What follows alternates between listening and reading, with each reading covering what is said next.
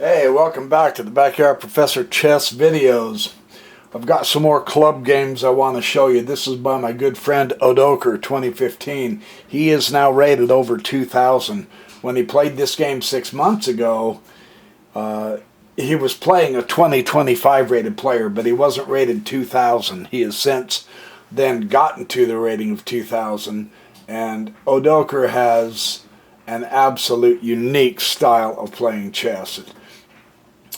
I have never defeated him. It will be a long time, if ever, before I ever get to where I can defeat him. He is so good. He says his main philosophy, and you'll see this in this game, is the activation of his pieces.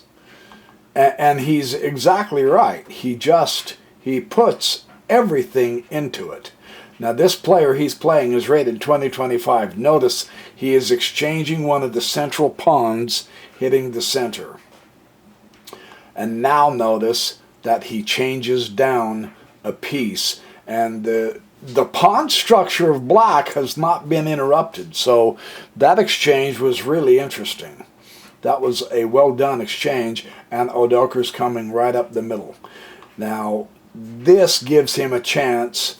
Notice his beautiful fork of the queen and the pawn here. That will give him a fork of the king and the rook if his opponent is not very careful. But he makes it so that he can get the coverage on that pawn. Now watch what Odo Kerr does. Check. Again, another piece into the game. That's beautifully done. Now black can't castle. Now watch what Odo Kerr does. He brings the queen to a target. He's got a target. This will force, black has his rooks connected, but they're not in the optimal place. And now Odo Kerr is going to make sure, notice how he's taken his time to make sure all of his pieces are covered before continuing to attack. That's important. And of course he's going to go with the exchange, but not yet. Notice the intermezzo move here. This is really well done. Instead of just taking the bishop, first put your other, because the pawns here are strong in the center. They're blocking that diagonal, so why not take that diagonal and continue on with the initiative? I think that's an excellent move by Odo. Now the queen moves, now exchange and threaten the queen. If the queen begins to take pieces back, it puts her out of position. See how that works? Odo Kerr, by moving the bishop here, now has that diagonal, and the queen is basically out from being able to protect the king. Brilliant. I really like how Odo Kerr did this. Now, blam. Just pure power move. He's got the only open file, and he's using it. How many times have you heard me say that? I think I've said that more than all the other chess video makers combined, because it works. Truly, man. It works against a 2025 rated player. And then, of course, check. Now watch. It's not over yet because he blocks it. Where do you think Odo Kerr's going to put his next piece? Threaten the queen. See, he's got this whole diagonal here as a power diagonal. So now the queen comes down here. Here comes the other rook. He's going to try to get an escape hatch, and there's the check. Notice that when his opponent, a 2025 rated player, I'm going to make a big deal about that, because even they create holes around the king, and Odo Kerr immediately goes after it. That's fabulous. His two bishops have been the dominating force in this game. Now, what's remarkable here, the two knights of black have just never gotten into the game. They've been misplaced from day one. Yes, the center has the black pawns in a good chain, And that still doesn't stop Odo Kerr's bishops from being the dominant minor pieces, does it? I just want you to observe that, and now here it comes. Holy cow. Just, we're talking pure raw power. The piece is pinned, so you attack the pinned piece. That's real chess right there. He's going to try to get out of it. And then, of course, when you attack the piece, you take the piece, or the pinned piece. When you're going to attack the pinned piece, take the pinned piece. That was a fantastic game on Odie's part. Way to go, Odie. There's your video honoring your game. I've got lots more of Odo Kerr's games to show you. Hang on. I've got a lot of other games by another friend of mine, Phoenix, that I want to show you too. This is a game played several months ago by my good friend Phoenix against a real expert at chess. He says this is the classic Dutch defense. Phoenix is playing black. His opponent, Phoenix likes to play higher rated opponents also. I'm not quite sure what the rating here of his opponent is, but it's very good. So he's going to do a Dutch defense here with black. And white plays beautifully by the book. He really does play good by the book, right? And now notice what Phoenix is going to do here. This is really important. He exchanges the knight. The queen will take the knight. This sets up Phoenix for an interesting pin on a pawn against the queen, right? Now you attack the pinned piece. Now true, it's covered. Yes, I understand that. So does Phoenix. But watch how he handles this situation in the middle. He's got a pawn pinned, then he attacks a pawn. And it's just a lowly pawn. And it's a lowly defended pawn, but let's watch what happens here.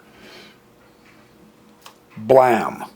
A second attack on the pinned pawn, right? Now it undoes the pin. That's true. I understand that. But watch the effect here when he takes the pawn, and then Phoenix will take the pawn, and now white has to pay attention, and he blew it. Do you see the tactic Phoenix has here? This is beautiful.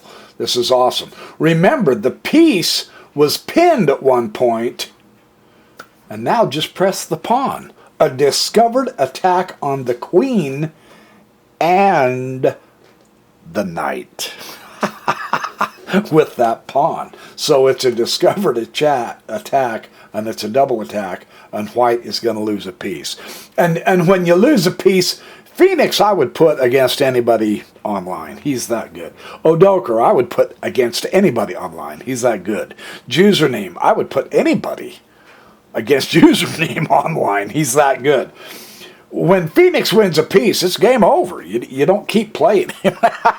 So, way to go, Phoenix. That was a very fun game of Phoenix to play. And if I remember right, yes, here's the other one. I wanted to show you this one too.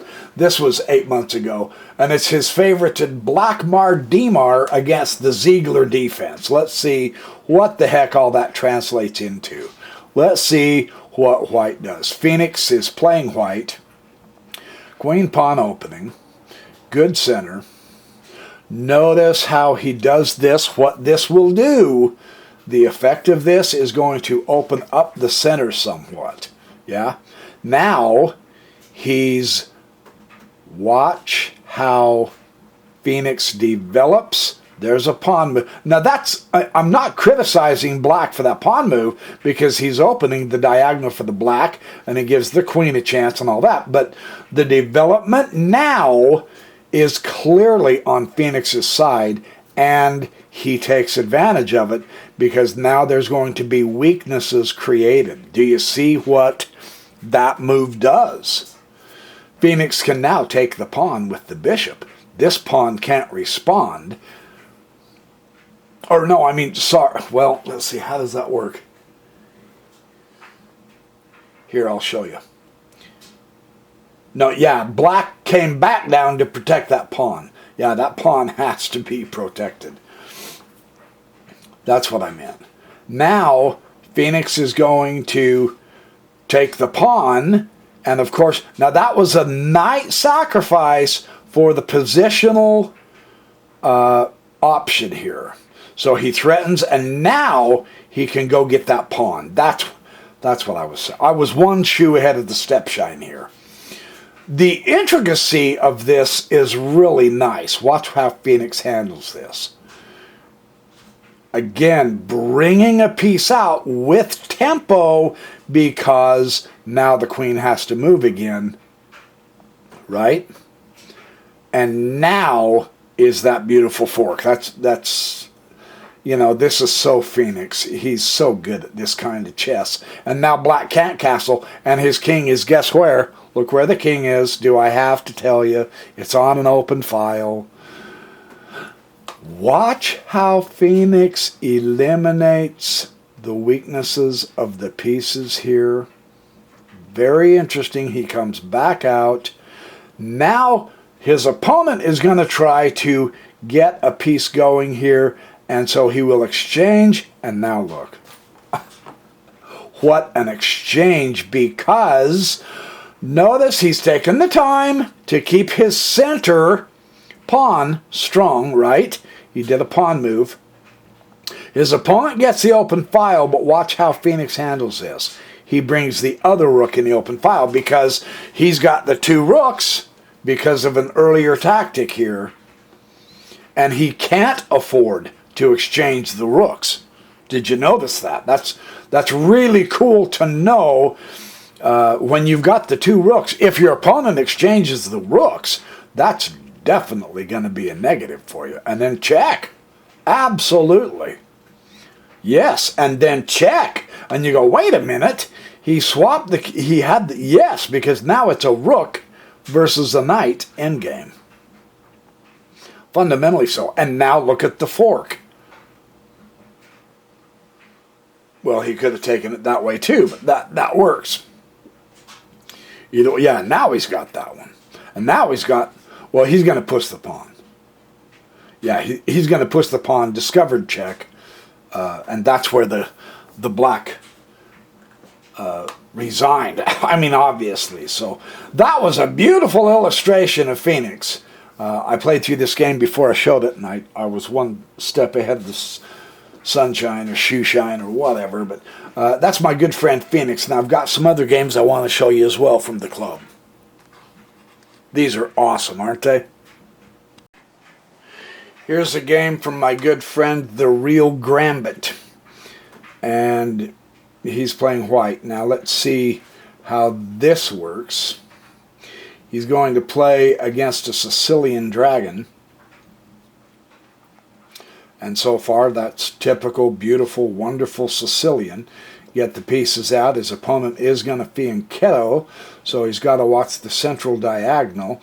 That means in the end of the game, perhaps, if it works out right for his opponent, he will open the center. He won't clog the center with central pawns, and so far he is playing true to form. Now, because the Real Gambit castled here, one of the ideas you want to do is, at some time, you want to put your king here to contact the pawn here. That's the best way when you castle long.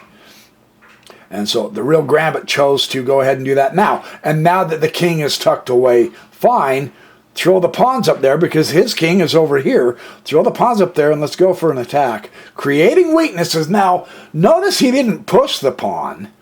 The knight could have just moved away and then it would have been locked. No, he wants to exchange the pawn to open up the king side.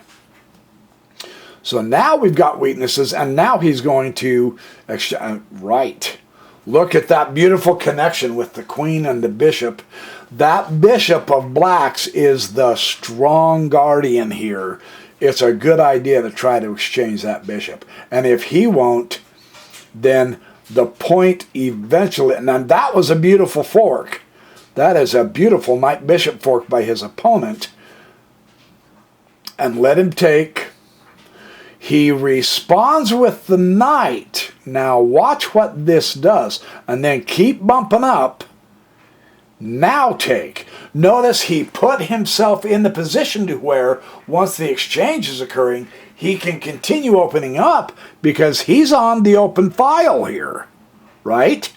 So the knight fork here was beautifully done by black, but it actually helped the real gambit put the pieces in a better position. And now, yes, take again, got the open file, here comes the queen, and that's the game. Just that quick, man. It's like thunder and lightning when you can get an open file like that, right? Isn't that beautiful? That's a well done. That's a good job, real Gambit. That's beautiful. Let me find another one. Okay, and finally, this is by my good friend Boris Spassky, Boris O. Spassky. And he is a learner. He is learning. He's on the beginning end. He has struggled like crazy as a beginner, as we all do. And this game, he says, I took no risks. I just simply tried to play solid and look at every piece. Like me, he has a tendency every now and then to blunder a piece away. He was saying earlier he blew a 1 position and ended up in a stalemate. And he said, this time I was determined to take my time and just look everything over, try to get a good development, and look everything over and play solid chess. And so let's see how he does this. So far, he's doing very well. He's got a good development. White has left a knight on the edge for the moment. Yes, he's moved his knight around a few times. That's not going to hurt him because he solidifies his center. He gets castled. Now the opponent is bringing in the knight, and so notice this. I think that's what Boris is looking at. Ooh, a queen in front of a king on an open file. That is seriously, well, you got to take care of business first. And blam, look at that. That's beautiful, isn't it? Yeah.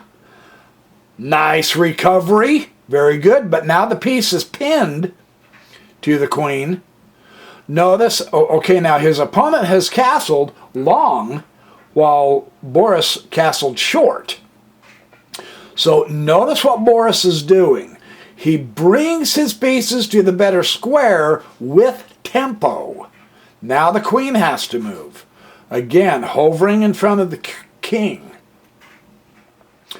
Blam! Did you notice that? Because Boris brought out a piece on a better square with tempo, the queen has to move, but the queen is overworked because she's also protecting the bishop. So by forcing the queen to move out of the way, Boris gets a piece up. That's well played, dude. No kidding. Very well played. And now this is interesting. It's a beautiful fork. Yeah, it's only a pawn fork and a pawn fork, but both pawns are pretty important pieces. Although this is really hampering the blockade of doubled pawn, and he's blockading it with the right piece. That can really hamper white. For instance, his rook is not nearly as strong as Boris's rook. You can see that because Boris is on the open file. So that's outstanding. This is excellent. He didn't do anything to protect the pawn. That pawn wouldn't have been as critical, but Boris, in my opinion, took the right pawn. Yeah, create weaknesses against the castled king. So his opponent is going to try to get something going, and fundamentally, look at the power, not only of the open file, but across the way of that central rook that has not been challenged yet. See, this one-piece attack doesn't work nearly as effectively as a combined, and Boris can get his queen and knight up into here pretty quick. So this is a great little lesson. And now he does go check. Yeah, okay. He got a pawn back, opening up Boris's king a little bit, and now he's going to challenge his file. Now, his opponent, to me, it appears, is starting to wake up. However, do you see a possible move here? There's a really interesting move. Let's see if Boris saw it. He went ahead and took the rook. Another possible option for him would have been for the queen to take the knight. And then he's got that diagonal for a discovered check. Instead, Boris went ahead and took the rook. I'm not criticizing it as being wrong. Now he takes the knight and goes check. So he still got the extra piece. And he probably did that correct. My analysis, someone's probably going to refute my analysis. Good on you if you do. I'm doing this really pretty quick because I want to show Boris's really well done game here. And now check. Remove the queens. You're ahead. You're way ahead. Remove the queens. Fundamentally. If you don't, the queen's going to come down here and you're going to lose your rook. Yeah, queen's going to come down here and checkmate you is what's going to happen. So you have to exchange the queens. No, that's good. That was a forced move. Boris was forced to do that. And now he brings the king into... now the bishop will take that pawn. And now Boris is going to challenge the other rook. Of course, yes. You're ahead in material. Notice he cannot exchange the rook. So, go check. And now start taking pieces. Eliminate the opponent's and threaten the weakness. The backward pawn, absolutely. So he's going to threaten the bishop. Put the fork on, absolutely. Blam.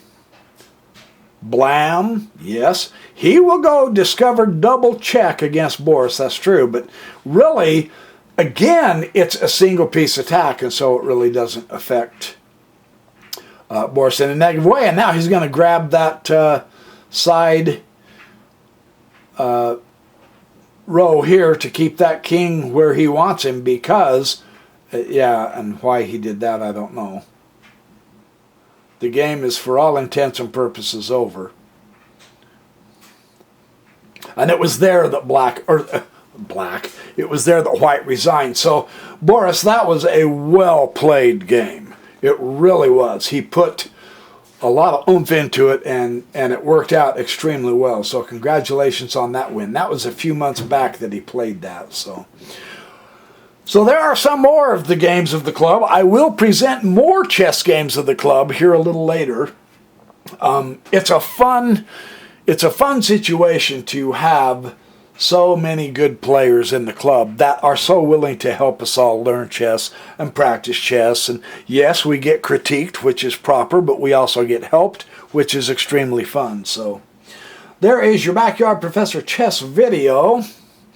You guys get ready for Christmas. It's coming, man. It's coming pretty quick, actually. So in the meantime, remember, be good, do have fun. Do good, have fun. Yeah, do good and have fun.